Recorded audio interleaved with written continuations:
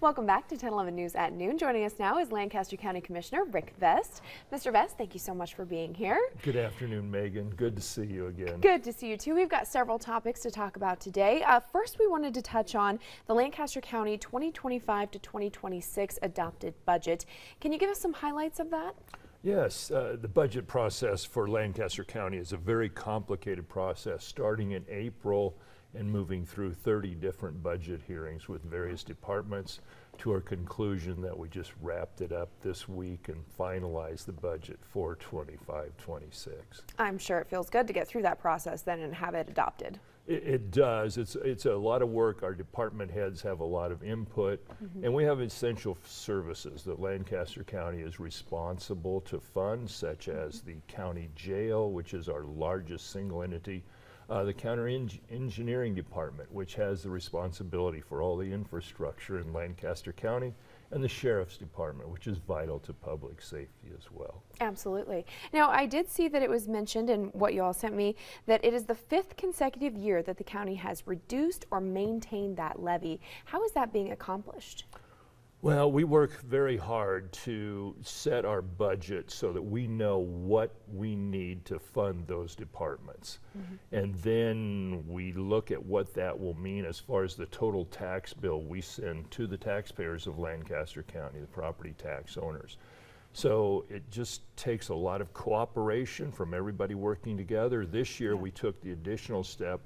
We had 20 vacant positions. We decided not to fund those 20 positions, resulting in a drop in employment at Lancaster County.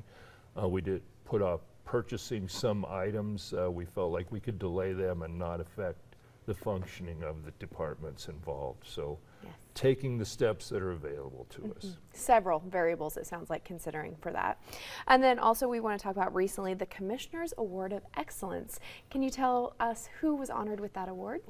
This is actually a great story, Megan, in that at the county jail, Sergeant Brett Winkle was having a break with one of his coworkers, a person he described as his sister. They'd worked together for 10 years. And she started choking, and he could tell that she couldn't breathe.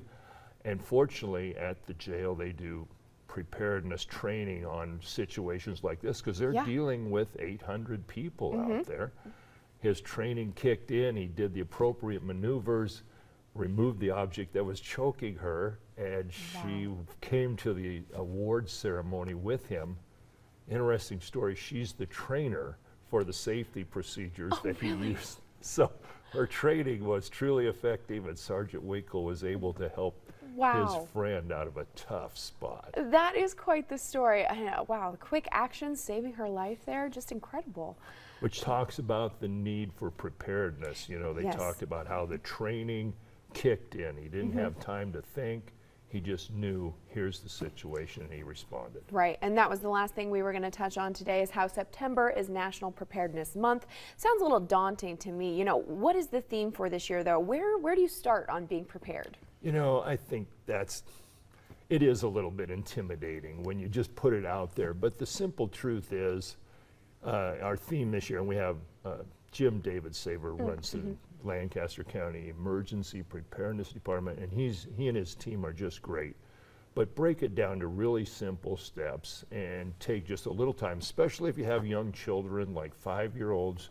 You might want to say, if this happens, we go here. Just identify a place where you can all get together and go from there. And you know, the main things we're going to face would be weather emergencies or some kind of fire outbreak or something.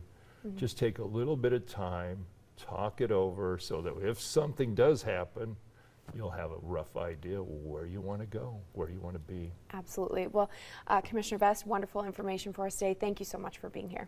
It's just an honor to be here with you and all the hardworking people at Channel 10 and 11. Thank you for all you do. Yes, oh, you're so kind. We'll be right back with a final check of Brad's forecast.